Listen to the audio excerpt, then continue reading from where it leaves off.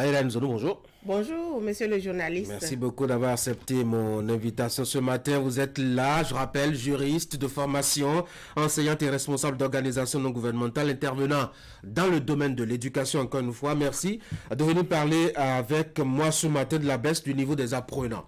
Alors, faut-il dire, madame Nzonou, depuis la nuit des temps et depuis que l'école existe, en tout cas, les aînés n'ont de cesse de se plaindre du niveau relativement bas des cadets. Est-ce que c'est une réalité vraiment ou on parle là juste d'une rengaine?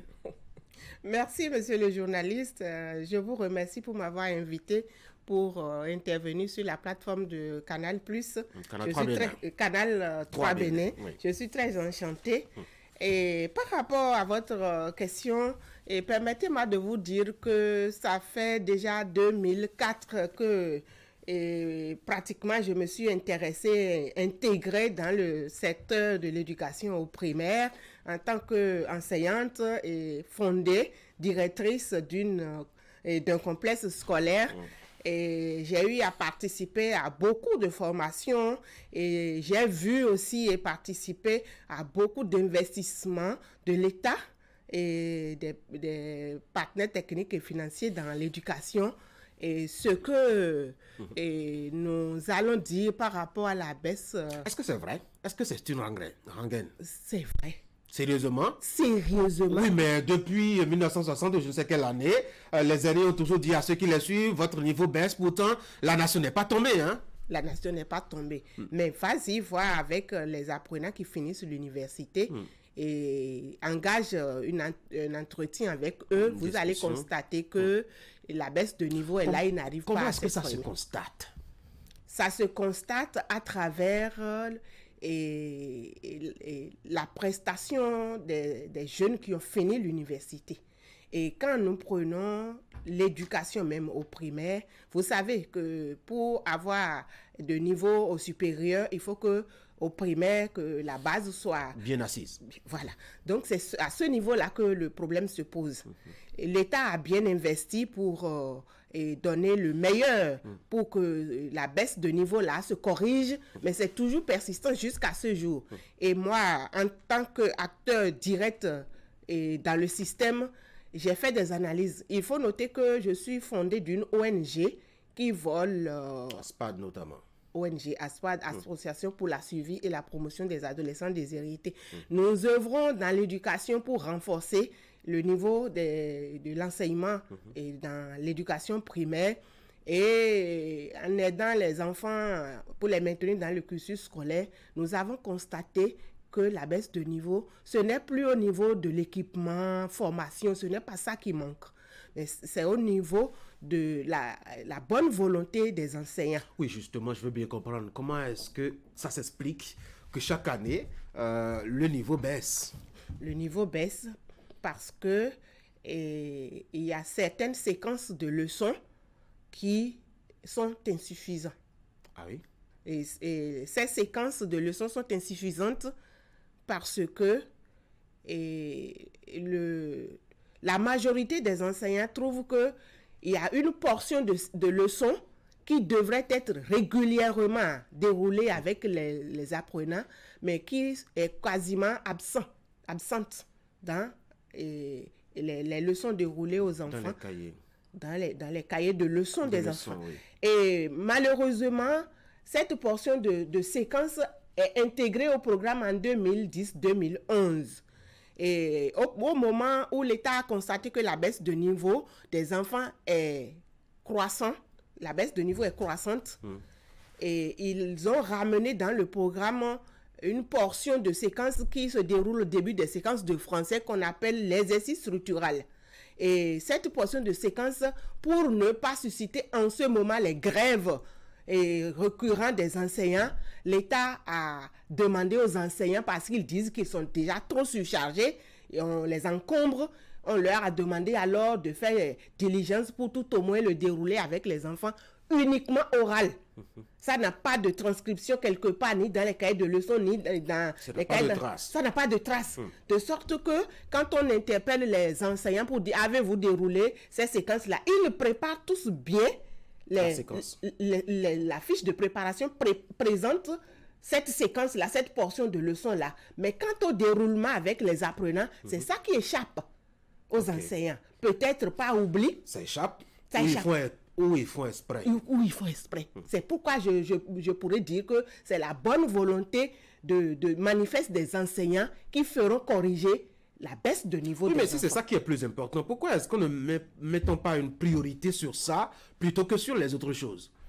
Justement, c'est là le problème. Depuis 2020 que je suis mon ONG en partenariat avec le MAMP pour tenter de corriger la baisse de ce niveau-là avec des outils, cahiers d'activité pour cette séquence-là qui était orale. J'ai proposé à l'État, au ministère, d'accompagner cette séquence-là d'un outil pour amener les enseignants, quand ils dérouleront cette portion de séquence-là, de le transcrire en une ou deux phrases par les apprenants pour qu'il y ait de traçabilité, de suivi pour les conseils pédagogiques et les inspecteurs. Dites-vous que depuis 2020 que je suis en train de faire de plaidoyer au niveau du ministère jusqu'à ce jour, ça n'a pas du tout abouti. Et vous pensez que ça va être le secret pour réussir, pour remonter le niveau des apprenants? Je vous jure que ça, c'est sûr. Puisque ça a été démontré par les phases pilotes que nous avons fait avec le projet que je pilote avec le ministère. Et ça a démontré sur les apprenants, les dictées qui sont revenus dans l'éducation, ces enfants-là qui ont bénéficié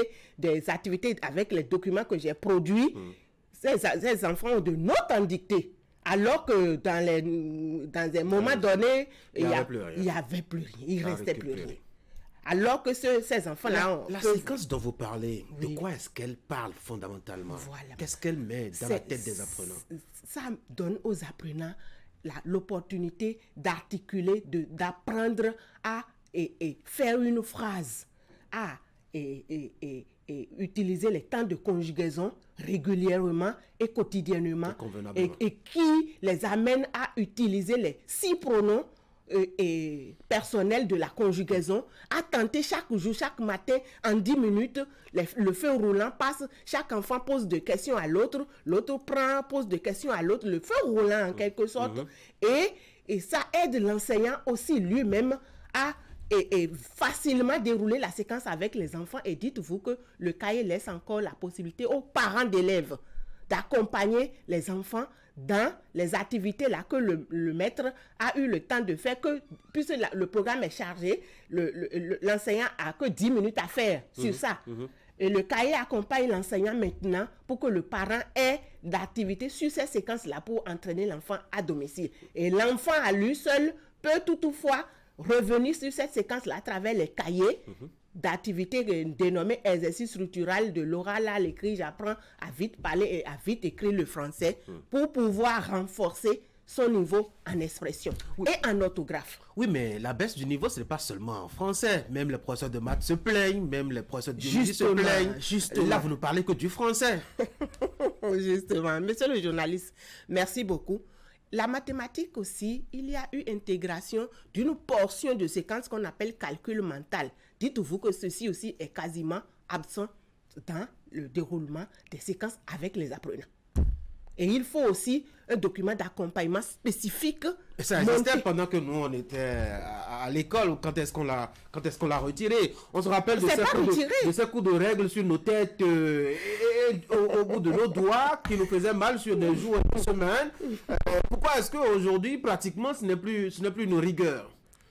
Et le châtiment corporel est banni parce qu'il y a certains enseignants en abusent.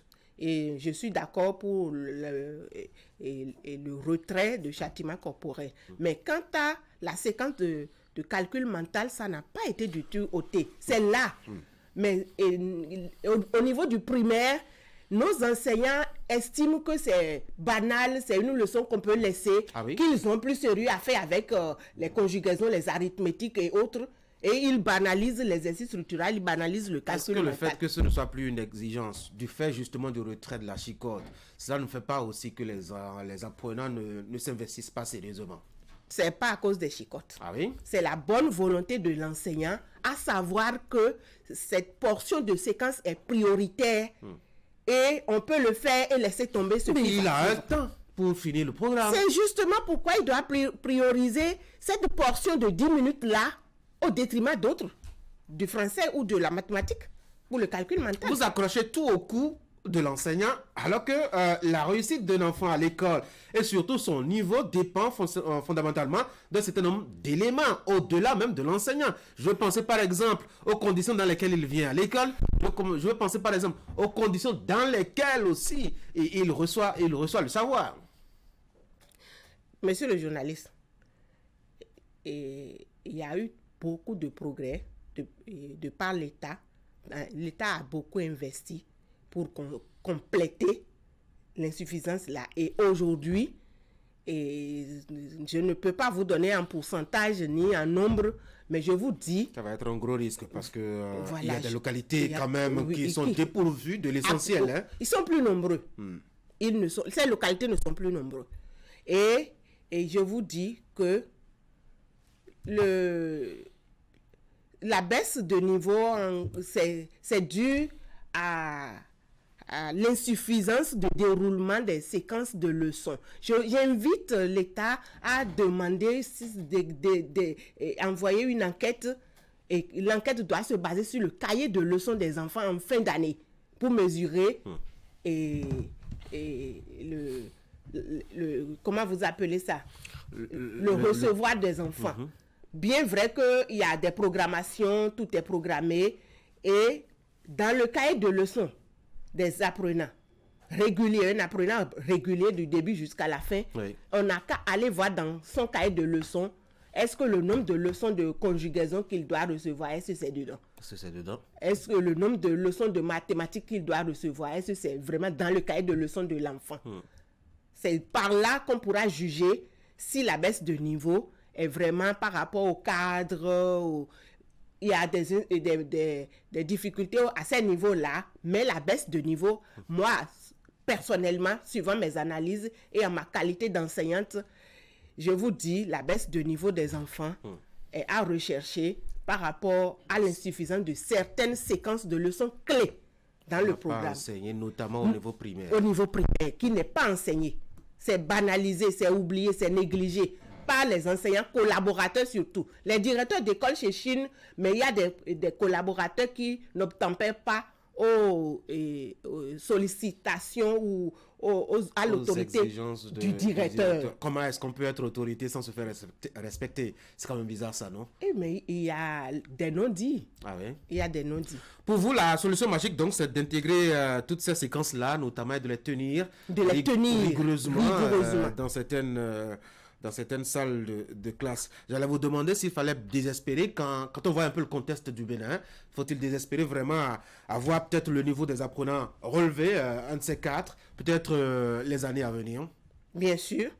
Et le document d'exercice structural que j'ai mis en place une équipe qui a rédigé avec l'appui du ministère de l'INFRE, de la DEP, de la DIP, et le document est dans le système du primaire depuis l'année 2018 avec une autorisation, un accord de partenariat, des documents de rôle et responsabilité de chaque acteur a été défini.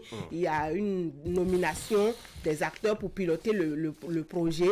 Ces documents-là font partie des outils que l'État doit prioriser pour rendre cet outil-là un outil de suivi, des suivis pédagogiques. L'inspecteur doit l'utiliser quand il fait ses visites de classe pour voir les séquences antérieures que l'enseignant a déroulées, les enfants de classe, les enfants de roulement de classe pourront transcrire à chaque séquence quelques phrases dans ces cahiers-là. L'enseignant doit le transmettre au directeur pour le suivi pédagogique hebdomadaire. Et comme ça, et si l'enfant bénéficie régulièrement de cette portion de séquence de l'exercice structural-là, depuis le CE1 jusqu'au CM2, le niveau en orthographe et en expression va quasiment s'améliorer.